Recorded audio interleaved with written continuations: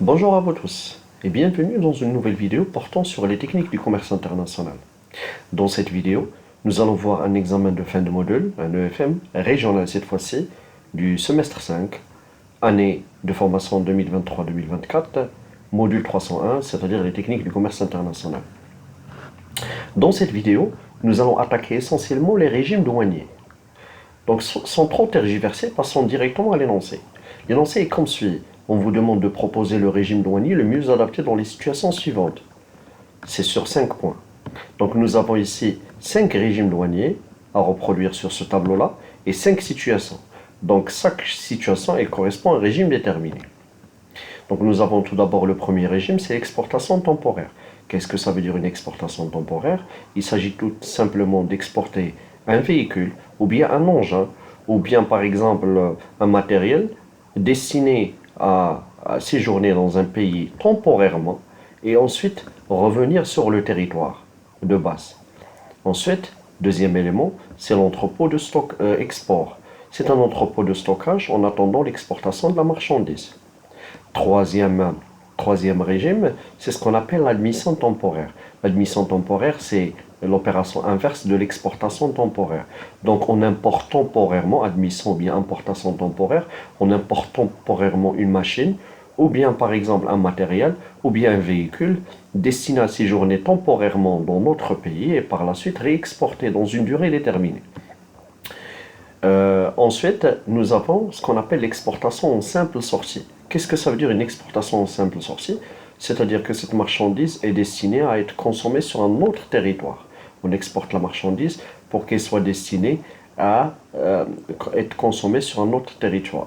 Ici, nous avons entre parenthèses le tir, c'est-à-dire le transport international routier, c'est-à-dire que l'opération se fait par camion, par route. Ensuite, dernière opération, c'est ce qu'on appelle le perfectionnement passif. Exportation temporaire pour le perfectionnement passif. C'est-à-dire on envoie des marchandises ou bien des matières premières qui sont destinées à rentrer dans la fabrication d'autres produits et ces produits-là sont réexportés par la suite. Voilà. Donc, première situation, voilà, vous expédiez du matériel destiné à tester les performances d'une machine à outils vers la Turquie. Donc, on expédie du matériel, mais ce matériel, il est seulement destiné à tester les performances d'une machine. Une fois que nous aurons terminé l'opération de testage, voilà, on pourrait rapatrier notre matériel. Donc, de quel régime douanier s'agit-il à votre avis?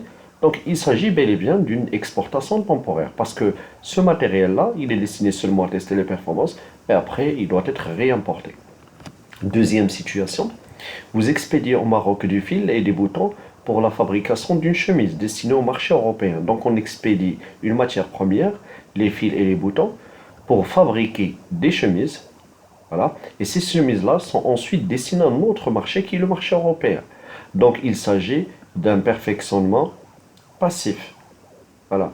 C'est-à-dire on expédie les boutons et le fil pour une fabrication de chemises. Et ce sont ces chemises-là, finalement, ce n'est pas la matière première, mais plutôt ces chemises-là qui sont destinées au marché européen. Donc il s'agit bel et bien d'une exportation temporaire en perfectionnement passif.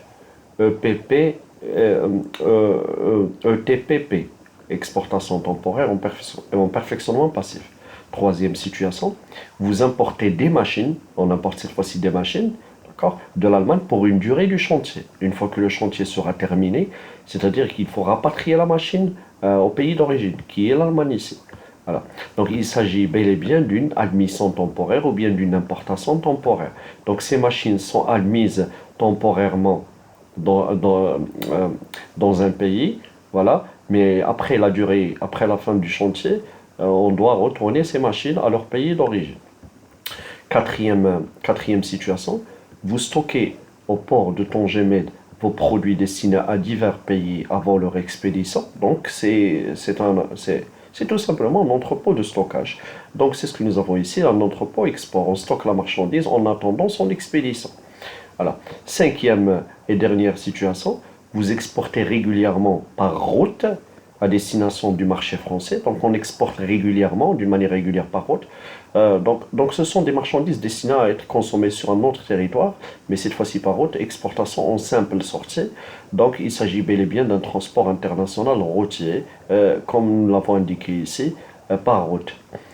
Je pense maintenant que vous avez une idée sur quels sont les différents régimes douaniers qui correspondent à chaque situation.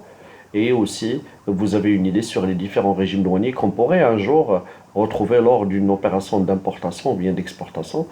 Je vous remercie pour votre écoute et je vous dis à très bientôt pour une prochaine vidéo.